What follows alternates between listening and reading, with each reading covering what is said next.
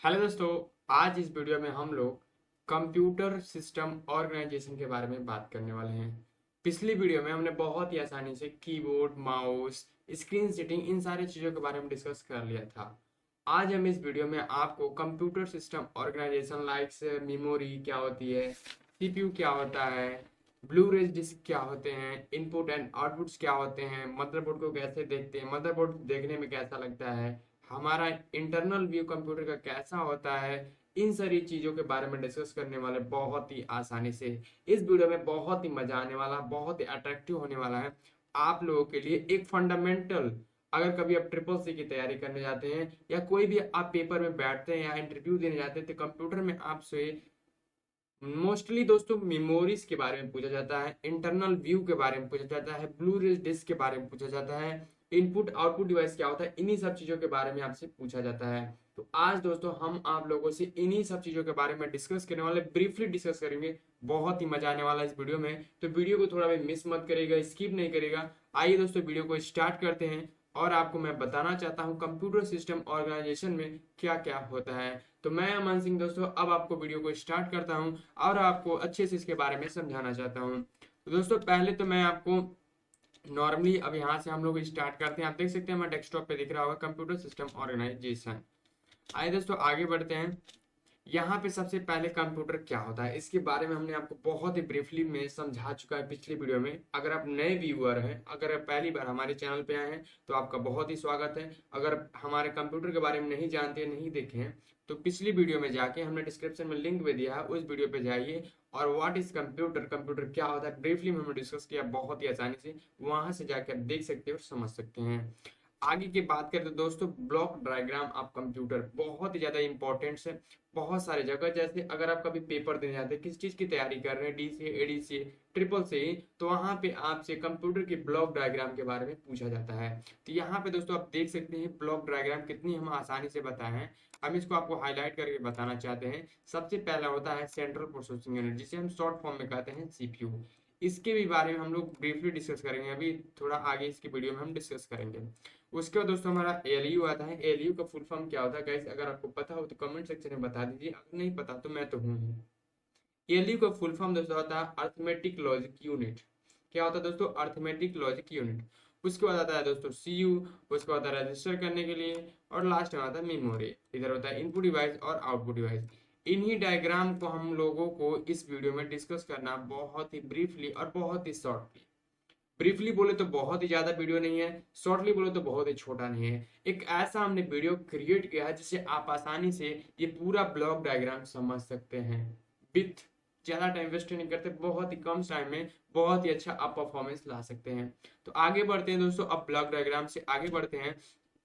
तो आपको मैं एक इंटरनल व्यू दिखाना चाहता हूँ कंप्यूटर का। ये देख सकते हैं कंप्यूटर का इंटरनल व्यू।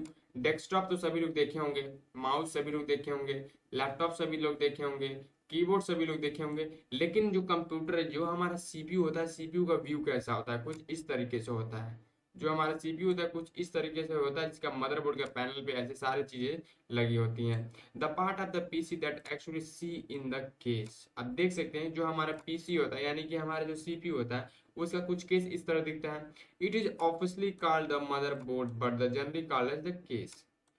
इसको हम मदरबोर्ड पैनल बोलते हैं, हम सभी जानते हैं इसको मदरबोर्ड पैनल बोला है। लेकिन एक तरफ से कंप्यूटर का क्या है, केस है, जिसे हम लोग क्या कह सकते हैं, internal view of the computer. ये नॉर्मल चीज मैं बता रहा हूँ धीरे धीरे। अभी मैं कुछ आपको मदर वीडियो दिखाना चाहता हूँ। ये देख सकते हैं मदरबोर्ड। ये मदरबोर्ड कुछ इस तरीके से बोर्ड होता है, जैसे हमने पिछली बार देखा। ये मदर, ये सेम ये भी मदरबोर्ड का पैनल है और साथ में यहाँ भी मदरबोर्ड का पैनल है। लेकिन दोनों में डिफरेंस क्या है दोस्तों, उसको अगर हम कंप्यूटर के व्यू से कहें तो उसका इंटरनल व्यू कहेंगे केस। और यहाँ पे सिंपली मदरबोर्ड देखना हो तो इसको देखिए, यहाँ पे क्या लिखा हुआ है, everything is connected to the motherboard. Sorry. Motherboard का मतलब क्या होता है, सबसे पहले आपको समझना चाहिए। मदरबोर्ड एक ऐसा पार्ट है हमारे कंप्यूटर का जिसमें हर एक चीज कनेक्ट होता है। अगर मदरबोर्ड आप पर नहीं रहता तो आपका सिस्टम चल ही नहीं सकता है। मदरबोर्ड सबसे मोस्ट इंपॉर्टेंट चीज होता है हमारे कंप्यूटर के लिए। A motherboard is the thin flat piece of circuit board usually as a green और gold colour usually slightly large than a piece of paper. इसका मतलब समझ गए होंगे कि जो हमारा मदरबोर्ड होता है बहुत ही पतला होता है, सर्कुलर बोर्ड होता है, यूजली ग्रीन कलर हो सकता है, गोल्ड कलर हो सकता है, या स्लाइटली थोड़ा लंबा हो सकता है, छोटा हो सकता है, ऐसे आकार में इसका होता है मदरबोर्ड का। जिसमें क्या होता है, हमारा सारा जितना भी केबल्स होते हैं, जितने भी इसके डाटा कनेक्टर होते हैं, सारे चीज मदरबोर्ड से ही कनेक्ट होता है। तो ये हो गया दोस्तों मदरबोर्ड। इसके बाद दोस्तों अब आते हैं इनपुट डिवाइस के बारे में।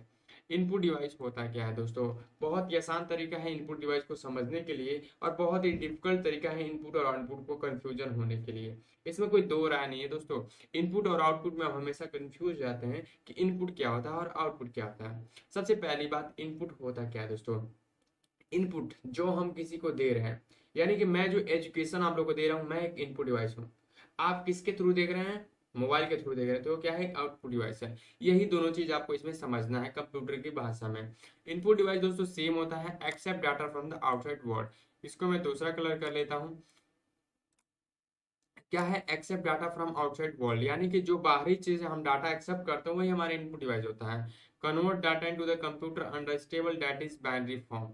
जो हमारे डाटा को जो हम यहाँ पे टाइप करके, जैसे हम इस माउस से हम जो भी यूज कर रहे हैं और यहाँ पे एक बाइनरी फॉर्म में हमको दिखा रहा है, यही होता है हमारा इनपुट डिवाइस।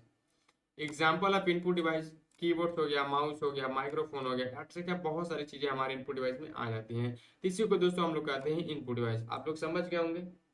अगर वेट दोस्तों, अगर आपको कहीं भी दिक्कत या किसी चीज को नहीं समझ पा रहे हैं, या मदरबोर्ड क्या होता है, इनपुट, या कुछ भी आपको कंप्यूटर से कोई भी क्वेश्चन होता है, किसी टॉपिक के बारे में आपको पूछना है, तो डायरेक्टली हमें मेल कर सकते हैं या कमेंट बॉक्स में लिख सकते हैं, तो मैं उसको आपको अच्छे से समझाने की कोशिश करूंगा डायरेक्टली हैंडल करके। इसके बाद दोस्तों हमारा था आउटपुट डिवाइस। अब आउटपुट डिवाइस क्या होता है? आउटपुट डिवाइस के बारे में मैंने स्टार्टिंग से बता दिया। जैसे कि हम यहाँ से जो मैं कर्सर से लिख रहा हूँ, ये क्या हो रहा है? ये इनपुट है, ये हमारा माउस एक इनपुट है। लेकिन जो डेस्कटॉप, आप जिस डेस्कटॉप पे देख रहे हैं ये कर्सर को, ये लाइनिंग को, ये क्या है? Output device. यही बस चीज होती है, और इसमें इनपुट आउटपुट में कुछ नहीं होती है। कुछ इसका हमने टॉपिक्स लिखा है। Produce the output in the user in readable form, यानी कि कहने का मतलब क्या है, जो हमने पहले ही बता दिया कि हमने यहाँ पे माउस से लिख दिया ए कर्सर से, और यहाँ पे हमको देखने की क्षमता मिल रही है, पढ़ने की क्षमता मिल रही है, तो किसके फॉर्म में मिल रही है? आउटपुट के फॉर्म में। और लिख किसके फॉर्म में रहे हैं? इनपुट फॉर्म में। यही होता है इनपुट और आउटपुट। एग्जाम्पल आप आउटपुट डिवाइस ले ले तो प्रिंटर, स्पीकर, प्लॉटर, जिससे हमको कुछ मिलता है वही होता है हमारा आउटपुट डिवाइस, और जिससे हम कुछ देते हैं वो होता है हमारा इनपुट डिवाइस। यही होती है हमारा आउटपुट और इनपुट। अब आते हैं दोस्तों, थोड़ा आगे बढ़ते हैं। क्या हम फास्ट तो नहीं चल रहे हैं? अगर आपको लगता है कि हम फास्ट चल रहे हैं या हम ज्यादा तेजी से आपको बता रहे हैं, तब भी हमें कमेंट से बता सकते हैं कि हम नेक्स्ट वीडियो में आपको थोड़ा स्लोली पढ़ाने की कोशिश करें, स्लोली समझाने की कोशिश करें। मोस्ट इंपॉर्टेंट टॉपिक्स हमारा आगे मेमोरी यूनिट, बहुत ही ध्यान से देखिएगा दोस्तों। बहुत ही ज़्यादा हम लोग के लिए जरूरी होती है मेमोरी यूनिट, जो बहुत ही ज़्यादा पूछा जाता है। कभी भी आप ट्रिपल सी की तैयारी करने जाते हैं, या किसी रीजनिंग क्वेश्चन में जाते हैं, या कहीं पेपर देने जाते हैं, तो कंप्यूटर का अगर उसमें कोई टॉपिक्स होता है तो आपसे मेमोरी यूनिट्स के बारे में जरूर पूछा जाता है। तो आइए हम मेमोरी यूनिट्स के बारे में चलते हैं। दोस्तों मेमोरी यूनिट्स के बारे में कुछ हमने टॉपिक्स रखा है, जिसको आप ध्यान से देखिएगा। Memory device are to store the data of the later reference, यानी कि मतलब क्या हुआ? जो मेमोरी यूनिट होती है हमारे डाटा को स्टोर करते हैं, तो हम सभी जानते हैं smallest measuring unit of memory it's bit 0 to 1। सबसे छोटी इकाई, यानी कि एक तरफ से कहा जाए सबसे छोटी इकाई जो होती है, जैसे डॉट से भी छोटी इकाई जो होती है, उसे हम बिट कहते हैं, जिसे मेमोरी को डाटा स्टोर करती है। अगर 8 बिट, ऐसे हम 1 2 3 4 5 6 7 8 8 ये पूरा टोटल बिट मिलाते हैं तो हमारा बनता है 1 बाइट। आप सोच सकते हैं 1 बाइट कितना बड़ा होता होगा। सॉरी, आप देख सकते हैं हमने यहाँ पे 8 बिट मिलाया तो हमारा कितना बना? 1 बाइट। और 1024 यानी 1024 बाइट्स को जब ने मिलाया तो 1 किलो बाइट्स बना। और 1024 KB यानी कि किलो बाइट्स बना तो 1 मेगाबाइट्स, यानी कि 1 MB, जिसे हम कहते हैं क्या?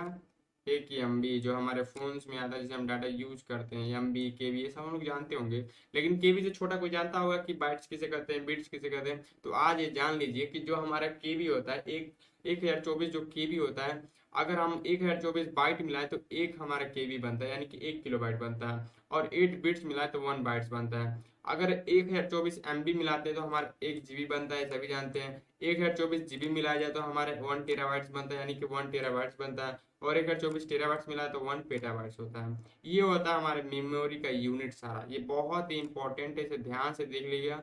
वीडियो स्किप करके आप नोट्स भी कर सकते हैं। जल्दी हम लोग का वेबसाइट आना है, उस वेबसाइट से आप जाकर पीडीएफ को डाउनलोड भी कर सकते हैं या इसका नोट्स भी आप डाउनलोड कर सकते हैं। सारी चीज़ें आपको इसकी फैसिलिटी यहाँ पे मिलने वाली है। बहुत ही जल्द आप लोग के पास हम लोग की वेबसाइट आने वाली है दोस्तों। ये हो गया हमारा मेमोरी यूनिट। इसके आगे चलते हैं दोस्तों, क्लासिफिकेशंस ऑफ मेमोरी। मेमोरी के कितने टाइप्स होते हैं, सॉरी दोस्तों, मेमोरी आखिर कितने टाइप्स होते हैं। मेमोरी को हमने ब्रॉडली क्लासिफाइड किया है दो टाइप से, प्राइमरी मेमोरी और सेकेंडरी मेमोरी। ये दोस्तों हमने क्लासिफाई नहीं किया, ये सिस्टम चला आ रहा है, ये पहले से क्लासिफाई है, आप परेशान मत होइए। ब्रॉडली क्लासिफाइड है प्राइमरी और सेकेंडरी मेमोरी। अब प्राइमरी और सेकेंडरी मेमोरी होता क्या है, इन सब के बारे में थोड़ा थोड़ा पढ़ लेते हैं। Primary memory is the internal to the computer. Primary memory जो होता है हमारे कंप्यूटर का इंटरनल मेमोरी होता है, that is the memory generally placed on the motherboard of the computer. जो हमारे मदरबोर्ड में प्रेजेंट होता है उसे हम कहते हैं प्राइमरी मेमोरी। सेकेंडरी मेमोरी क्या होता है, secondary memory is the memory external to the computer. जो हमारे कंप्यूटर का एक्सटर्नल स्टोरेज को कैपेसिटी को कवर करता है उसे हम कहते हैं सेकेंडरी मेमोरी। जैसे सेकेंडरी मेमोरी को हम लोग दो पार्ट में डिवाइड कर दिए हैं। पहला हो गया general for large storage data और सेकेंडरी हो गया, दूसरा हो गया general for permanent storage of data, यानी कि लार्ज समय तक स्टोर करने के लिए और परमानेंट स्टोर करने के लिए दो टाइप्स को डिवाइड कर दिया गया। अब ये दो टाइप्स होता है क्या, आपके दिमाग में क्वेश्चन आ रहे होंगे, इन दोनों टाइप्स के बारे में डिस्कस करते हैं, आगे चलते हैं। सबसे पहली बात, प्राइमरी मेमोरी के कितने टाइप्स होते हैं। सबसे पहला चीज प्राइमरी मेमोरी के बारे में पढ़ते हैं। In the future divide into two parts, RAM और रोम। दोनों का नाम आप लोग सुने होंगे, random access memory, read only memory. Difference between RAM and ROM यहीं पे पढ़ लेते हैं तो आपका पूरा इसका प्राइमरी मेमोरी का डेफिनेशन हर एक जगह क्लियर हो जाएगा। डेफिनेशन तो हमने बता दिया, रैम और रैम के बारे में, रैम और रोम के बारे में थोड़ा बता देता हूँ। रैम का सब लोग फुल फॉर्म जानते हैं, रैंडम एक्सेस मेमोरी। रोम का जानते हैं, रीड ओनली मेमोरी। यह जो रैम होता है एक टेम्परेरी मेमोरी होता है जिसमें कोई भी चीज ज्यादा टाइम स्टोर करके नहीं रख सकते हैं। रोम जो होता है परमानेंट स्टोरेज होता है जिसमें हम आसानी से कोई भी चीज स्टोर करके रख सकते हैं। थर्ड इसका डिफरेंस है, वोलेटाइल मेमोरी होता है, contents are loss when power is switching off. इसमें कुछ भी हम चीज रखे हैं अगर लाइट भाग जाता है तो सारा चीजें डिलीट हो जाता है।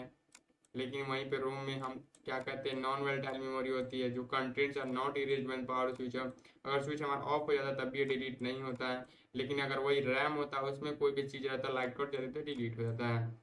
रीड एंड राइट मेमोरी जो होती है, लिखना और पढ़ना दोनों इसी में आसानी से कर सकते हैं। लेकिन जो रोम होती है केवल रीड कर सकते हैं, राइट नहीं कर सकते हैं। ये होती है हमारा डिफरेंस रैम और रोम में। आगे बढ़ते हैं दोस्तों, ये हम रैम को देख सकते हैं कैसे हमारा रैम दिख रहा है, कुछ हमने इमेजेस डाला आपको समझने के लिए, और यहाँ पे रोम देख सकते हैं हमारा रोम कैसे होता है। इसी को हम लोग कहते हैं रैम और रोम। ये चीज बहुत ही आसानी से आप समझ गए होंगे। आगे आते हैं रैम्स के टाइप। रैम आखिर कितने टाइप के होते हैं। सबसे पहला टाइप होता है SRAM जिसे हम कहते हैं स्टैटिक रैम, और सेकंड होता है DRAM जिसे हम कहते हैं डायनेमिक रैम। ये दोनों चीजें आप समझ गए होंगे। अब दोनों का हम लोग डिफरेंस पढ़ लेते हैं जिससे हमको डिफिनीशन और डिफरेंस दोनों चीज क्लियर हो जाएगा। सब कुछ समझ आ रहा है दोस्तों, इसमें किसी को कोई भी दिक्कत या परेशानी होती है तो मैं लास्ट बार फिर बोल रहा हूँ कि आप हमें पूछ सकते हैं या कमेंट्स में बता सकते हैं तो हम आपको उसके डाउट्स क्लियर कर सकते हैं। सबसे पहला चीज, consist of internal flip-flops, consist of transistor and capacitor that is capable to storing the electric charger। दोनों का डिफरेंस समझ गए होंगे दोस्तों। आगे बोलते हैं, volatile but as long as is supplied with power they need to special regenerator circuits to retain the stored data, do not require regeneration circuit। दोनों का मतलब समझ गए होंगे। Take more space for given storage capacity, बहुत ज़्यादा space इसमें नहीं होता है, आपको ज़्यादा स्पेस लेना पड़ता है। Take less space to compare with SRAM, कम ही स्पेस में इसे हम कंपेयर कर सकते हैं, इसमें ज़्यादा स्पेस इसको लेना पड़ता है। easier to use since in the shorter read and write cycles, बहुत ही आसानी से यूज कर सकते हैं। Has longer read and right, इसमें बहुत ज़्यादा दिक्कतें आती हैं DRM में रखने के लिए या कोई भी चीज़ रीड करने के लिए, कोई भी चीज़ राइट करने के लिए। Used in specialist application, used in primary storage section the computer. जो हमारा SRAM होता है बहुत कम यूज होता है, जो केवल स्पेशलिस्ट एप्लीकेशन में यूज होता है। लेकिन जो हमारा DRM होता है वो हर कंप्यूटर में यूज होता है। ये होता है हमारे SRAM और DRM का डिफरेंस, और इसकी डिफिनेशन जो आप समझ गए होंगे। आगे आते हैं दोस्तों, थोड़ा इससे आगे बढ़ते हैं तो हमारा कुछ और भी मेमोरीज के बारे में हम लोग बात करने वाले थे, जिसमें हमने स्टार्टिंग बताया था कि कुछ हम अलग से मेमोरीज के बारे में बात करेंगे। इसमें सबसे पहला आता है कैच मेमोरी। कैच मेमोरी का नाम कभी सभी लोग सुने होंगे, कुछ ना कुछ जरूर सुने होंगे। इसका मतलब क्या होता है, special high speed storage machine, जो बहुत ही फास्ट स्टोरेज मशीन है, can be reserve section for CPU. ये जो मेमोरी होती है कैच, वो हमारे सीपीयू को भी रिजर्व सेक्शन में कर सकती है। और साथ में एक independent high speed storage device होती है। इसके टू टाइप्स होते हैं, कैच मेमोरी के भी टू टाइप्स होते हैं। पहला होता है लेवल 1 और दूसरा होता है level 2, L2 cache, L1 cache. built inside the CPU package, CPU के पैकेज के बाहर बनता है। Work at half the CPU clock speed and means faster to access. यानी इसका मतलब होता है क्या है, मैं आपको इंग्लिश में ज़्यादा नहीं बोलने की कोशिश करता हूँ, मैं आपको हिंदी में समझाने की कोशिश करता हूँ, क्योंकि हम लोग हिंदी वाले हैं तो हिंदी में बहुत आसानी से समझेंगे। जैसे हमने रैम के बारे में पढ़ा, रोम के बारे में पढ़ा, HDRM के बारे में, DRM के पढ़ा, वैसे हमारे कैच मेमोरी होती है जो बहुत ज़्यादा हाईली स्टोरेज कैपेसिटी और बहुत ही फास्ट स्टोर करने वाली, ट्रांसफर करने वाली बहुत ही अच्छी एक कैच मेमोरी होती है, जो बहुत ही अच्छा हमारे लिए होता है। यही बस इसका होता है। और इसके बारे में एक आता है लेवल 2 का जो कैच मेमोरी होता है, उसका external to the CPU and reserve to the motherboard, work as motherboard bus speed. ये इसका बस स्पीड का मतलब समझ गए होंगे, कोई डाउट? हमने पहले ही बता दिया था। अगर कहीं भी आपको डाउट्स होती हैं तो अभी भी बता सकते हैं दोस्तों। आगे आते हैं सेकेंडरी मेमोरी के बारे में। अभी तक हमने प्राइमरी मेमोरी के बारे में बहुत ही अच्छे से डिस्कस कर लिया। रैम, रोम, HDRM, DRM, कैच मेमोरी, इन सारी चीज़ों के बारे में डिस्कस कर लिया। अब आते हैं सेकेंडरी मेमोरी के बारे में। सेकेंडरी मेमोरी में सबसे पहली चीज ध्यान से देखिएगा दोस्तों, सेकेंडरी मेमोरी में हमारा ऑप्शन आता है एक most common storage device, hard disk and floppy disk. सभी लोग इसका कहीं ना कहीं यूज देखे होंगे, नाम पढ़े होंगे, देखे भी होंगे। हार्ड डिस्क और फ्लॉपी डिस्क, जिसे हम कहते हैं मैग्नेटिक मीडिया। CD रोम्स भी देखे होंगे, DVD भी देखे होंगे, सभी लोग इसके बारे में जानते हैं। CD रोम्स के बारे में, कैन स्टोर 700 MB बस स्टोर कर सकता है। Can store 50 times as much information 20 times the fast the CD RAM. CD RAM से बहुत ज़्यादा फास्ट काम करती है हमारी DVD, जो पहले समय में हम लोग कैसेट जिसे कहते हैं, जो हम लोग क्या करते हैं, टीवी में लगा के देखा करते थे। लेकिन आज के समय में डिश आ गई, जैसे हमारी एयरटेल, टाटा, ऐसे हम इसका यूज करके उसी से मूवी देखते हैं। लेकिन पहले समय में हम लोग को CD लगाया जाता था, DVD लगा के हम लोग वीडियोस देखते थे, मूवीज देखते थे, सॉन्ग सुनते थे। उसी को यहाँ पे दर्शाया गया। वो भी एक हमारी स्टोरेज होती है जो आज के समय बहुत ही कम उपयोग की जाती है। अगर इसके थोड़ा सा आगे बढ़े तो कम्पैक्ट ड्राइव इसे कहते हैं और हार्ड ड्राइव इसे कहते हैं। मतलब इसे नहीं कहते हैं, ऐसे होते हैं, देख लीजिए। अगर आपको नहीं पता हो कम्पैक्ट ड्राइव कैसे दिखता है तो ऐसे दिखता है, और हार्ड डिस्क ऐसे दिखता है। अगर कभी आप कंफ्यूजन होते हैं तो यहाँ से देख सकते हैं। आगे बढ़ते हैं दोस्तों। Concentric circle on the magnetic surface of the magnetic disk is known as tracks. The tracks on the disk surface are divided into inside segments known as sector. यानी कि जो हमारा एक यहाँ पे ये जो हमारा कॉम्पैक्ट डिस्क है, ड्राइव है, इसके बीच में ही ये जो हमारी पट्टी होती है लास्ट वाली, इसी में हमारा सारा स्टोरेज होता है। इसी में सारा जो भी है मूवी सॉन्ग होता है, इसी में स्टोर होते हैं, बाकी इन सारी चीज़ों पे नहीं। इसी के यहाँ पे नाम रखा गया है कि ये जो होती है बीच की लाइनिंग जो होती है, इसे हम सेक्टर कहते हैं। बीच का जो लाइनिंग होते हैं जहाँ पे स्टोर होता है, इसको हम सेक्टर कहते हैं। और जो लाइंस पट्टी पतली पतली सा होती है, जैसे पूरा बड़ा सा होता है, उसे हम कहते हैं ट्रैक्स। यही होता है हमारा कॉम्पैक्ट डिस्क, कॉम्पैक्ट ड्राइव कहते हैं, डिस्क कहते हैं। आगे आए तो आज के समय में देखिए दोस्तों, न्यू एज की मेमोरी जो होती है हमारी, पेन ड्राइव हो गई, थंब ड्राइव हो गई, ऐसे बहुत सारी चीज, छोटे छोटे मेमोरी कार्ड हो गई, ये सारी चीजें हमारे न्यू। मेमोरी कार्ड भी अब ओल्ड हो रहा है प्रेजेंट टाइम में। आज के समय में सभी लोग क्या कर रहे हैं, पेन ड्राइव भी लेके चलते हैं। 32 GB का, 16 GB का, 128 GB का, 256 GB, ऐसे पेन ड्राइव लेकर रखते हैं, उसी में सारा अपना डाटा स्टोर करके रखते हैं। हमने दोस्तों स्टार्टिंग में डिस्कस किया था ब्लू रे डिस्क के बारे में। आखिर ब्लू रे डिस्क होता क्या है दोस्तों? कहीं ना कहीं ब्लू रे डिस्क आप लोग नाम अगर सुने होंगे तो अच्छी बात है, नहीं सुने तो भी मैं बता देना चाहता हूँ। जैसे हमारा पेन ड्राइव होता है, वैसे सेम फास्ट काम करने वाली ब्लू रे डिस्क है, जो नेक्स्ट जनरेशन की है। जैसे optically disc format that enable that ultimate high difference entertainment experience. The name Blu-ray disc is derived from the blue violet laser used to read and write the type of disc. Because of its shorter wavelength 405 number per substance, more data can be stored on the Blu-ray disc than the DVD format which used to read 650 nm laser. यानी कि blue rays का मतलब total क्या होता है, मैं आपको directly Hindi में बताना चाहता हूँ, ऐसे इंग्लिश में आप लोगों को समझ नहीं आएगा।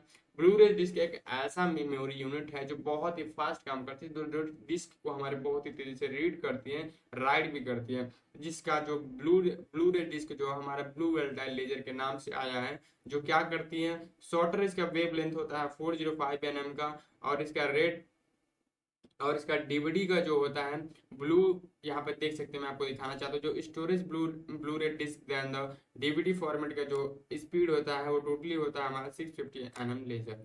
यही होती है दोस्तों हमारा ब्लू रे डिस्क, जिसके बारे में हमने स्टार्टिंग में आपसे डिस्कस कर लिया था। कुछ हम ब्लू रे डिस्क के बारे में एडवांसेस पढ़ लेते हैं जो काफी हम लोग के फायदेमंद होंगे। Largest capacity available anywhere 25 GB single layer, 50 GB dual layer. अगर ब्लू रे डिस्क का सिंगल लेयर लेते हैं तो उसमें 25 GB का स्टोरेज मिलता है, डबल लेयर लेते हैं तो 50 GB। बहुत ही लंबा स्टोरेज है, बहुत ही ज्यादा है। मैक्सिमम पिक्चर्स रिसोल्यूशन, बहुत सारे पिक्चर इसमें रख सकते हैं। बेस्ट ऑडियो पॉसिबिलिटी है, इनहांस्ड इंटेंसिटी है, बैकवर्ड कॉम्प्लिकेशन है, डिस्क रिवर्सनेस है। अब क्या चाहिए दोस्तों, पेन ड्राइव से लाख गुना अच्छा, बहुत ही बेस्ट है आपको पेन ड्राइव से ब्लू रे डिस्क। कैसा लगा ये जानकर ब्लू रे डिस्क के बारे में, कमेंट्स में जस्ट बताएं। और कहीं भी अभी भी आपको दिक्कत या परेशानी लग रही है कि मेमोरी क्या होती है, रैम क्या होता है, रोम क्या होता है, इनपुट क्या होता है, आउटपुट क्या होता है, डाटा चार्ट क्या होता है, फ्लो चार्ट क्या होता है, इन सब चीजों के बारे में, सेक्टर क्या होता है, ट्रैक क्या होता है, इन सब चीजों के बारे में कहीं भी आपको दिक्कत होती है अभी भी हमें बता सकते हैं, हम इस पर डिस्कस कर सकते हैं। अगर दोस्तों मैं हायरार्ची ऑफ मेमोरी बताना चाहूँ तो मैं आपको पहले ही बता दिया था कि मेमोरी के बारे में, CPU register, cache memory, RAM, secondary memory, ये पूरा हमने डिस्कस कर लिया पूरा चीज। अब आगे आते हैं दोस्तों सेंट्रल प्रोसेसिंग यूनिट, जो कि सीपीयू हमने छोड़ा था यहाँ पे। सीपीयू के बारे में पहले ही हम लोग क्या किया, कैच मेमोरी पढ़ लिया, रैम पढ़ लिया, सेकेंडरी मेमोरी पढ़ लिया। अब आते हैं सीपीयू के बारे में। सीपीयू के बारे में सभी लोग जानते हैं, सीपीयू का होता है ब्रेन ऑफ कंप्यूटर होता है, जिसे हम शॉर्ट फॉर्म में सीपीयू कहते हैं। यहाँ पहले लिख दिया गया है brain of computer. Consists of ALU arithmetic and logic unit responsible for performing arithmetic and logical operation। ALU क्या होता है, सीपीयू में बहुत ही अच्छा एक रिस्पॉन्स करता है, बहुत ही एक महत्वपूर्ण होता है हमारे सीपीयू के लिए, जो क्या करता है, जितने भी हमारे परफॉर्मेंस होते हैं, जितनी भी हमारी रिस्पॉन्सिबिलिटी होती है, उसको सारा काम करता है। कंसिस्ट ऑफ सीयू, इसमें एक सीयू होता है कंट्रोल यूनिट, जो क्या करता है, tells the ALU what to do. यानी कि मतलब क्या होता है, सीयू जो होता है वो बोलता है एएलयू से कि तुम क्या करोगे, क्या करना है, कैसे करना है, ये सारा चीज सीयू इन्फॉर्म करता है एएलयू का, और एएलयू करता है। कंसिस्ट ऑफ रजिस्टर, रजिस्टर का मतलब क्या होता है, internal memory of CPU to store temporary data. जितने भी डाटा हम सेव करते हैं उस डाटा को सेव करने के लिए, एक जगह पहुंचाने के लिए रजिस्टर्स अपना काम करता है। और और क्या करता है, जो हमारा सीपीयू होता है वो माइक्रो एक्सप्लोजर के पास भी कुछ ना कुछ रिफर करता है कि उसे सेलेक्ट करे या सेव करे, कैसे क्या क्या प्रोसीजर है। ये सारी चीजें हमारे सीपीयू के अंतर्गत आती है, सेंट्रल प्रोसेसिंग के यूनिट से। इसे हम फिर से आपको बताना चाहता हूँ सीपीयू के बारे में थोड़ा अच्छे से, कहीं ना कहीं मुझे लगता है कि आप लोग को समझने में दिक्कत हुई होगी। सीपीयू जो होता है ब्रेन ऑफ कंप्यूटर होता है। एलयू जो होता है क्या करता है, हमको रिस्पॉन्सिबल परफॉर्मिंग जो भी है परफॉर्मेंस होता है उसे दिखाता है। सीयू जो क्या होता है, हमको एक सीयू जो होता है एक ऑर्डर देता है एएलयू को कोई भी चीज करने के लिए, दिखाने के लिए। रजिस्टर जो क्या होता है, हमको मेमोरी को सेव करता है, और माइक्रोसॉफ्ट कहीं ना कहीं रिफर करता है। ये सारी चीजें हमारे सीपीयू के अंतर्गत आती है, और इसी को हम लोग कहते हैं सेंट्रल प्रोसेसिंग यूनिट। आगे बढ़े तो दोस्तों हम लोग सीपीयू को कुछ स्पीड के बारे में नॉलेज लेना चाहते हैं। The amount of data that can flow at the time of determines whatever whether the CPU is 8 bit, 60 bit, 64 bit processor इसका होता है। यानी कि 8 बिट का होगा, 64 16 बिट का, 64 बिट की, ऐसे इसकी स्पीड होती है। 64 bit CPU means that can handle 64 bit word on go. यानी कि 64 बिट का मतलब क्या होता है, 64 बिट का मतलब ये होता है कि जो ये 64 बिट का सीपीयू रहेगा वो क्या करेगा, पर वर्ड को पर वर्ड 64 बिट की स्पीड से कवर करेगा। The total speed of the CPU determine the word length and the clock speed. जो हमारा टोटल स्पीड जो होता है सीपीयू का, वो हम वर्ड लेंथ पे कैलकुलेशन कर सकते हैं या क्लॉक स्पीड में। अब क्लॉक स्पीड में कैसे कैलकुलेशन करेंगे ये भी मैं आपको बता देना चाहता हूँ। क्लॉक स्पीड केवल दो तरीके से इसको मेजर किया जाता है। सबसे पहला होता है मेगा हर्ट्ज या गीगाहर्ट्ज, दोनों को कहते हैं एक ही, मेगा हर्ट्ज या गीगाहर्ट्ज। और दूसरा होता है एमआईपीएस, जिसे कहते हैं मिलियंस ऑफ इंस्ट्रक्शन पर सेकेंड। यही इसी दोनों चीजों से हम केवल अपने जो हमारा सीपीयू होता है, इसकी स्पीड को हम लोग मेजर कर सकते हैं और किसी भी चीज़ से हम लोग मेजर नहीं कर सकते हैं। तो गाइस कहीं अगर आपको दिक्कत अभी भी है तो हमें अभी भी कमेंट्स करके बता सकते हैं। अगर नहीं हो रही तो कोई बात नहीं, अच्छी बात है, आप लोग को अच्छे से समझ है। और कोई आप नया चीज़ जानकारी लेना चाहते हैं, कोई आपके पास न्यू टॉपिक्स है या किसी चीज़ के बारे में, या कोई आपके पास ऐसा टॉपिक्स है या किसी चीज़ में फंस रहे हैं, नहीं समझ रहे हैं, तो हमें कमेंट्स करके बता सकते हैं, हम उस पर डिस्कस करके आपको पर्सनली बता सकते हैं, या डायरेक्टली हमें मेल कर सकते हैं, या डायरेक्टली हमसे कांटेक्ट कर सकते हैं। तो मिलते हैं दोस्तों नेक्स्ट वीडियो में, जिसपे बहुत ही हम लोग अच्छे से डिस्कस करने वाले हैं। कुछ अलग टॉपिक्स लेकर आएंगे, फंडामेंटल से अभी हम लोग चल रहे हैं तो फंडामेंटल पे डिस्कस करेंगे। तो फिर से मिलते हैं दोस्तों एक नेक्स्ट वीडियो में। कंप्यूटर सिस्टम ऑर्गेनाइजेशन तो खत्म हो गया, मिलते हैं दोस्तों नेक्स्ट वीडियो में, तब तक के लिए बाय बाय।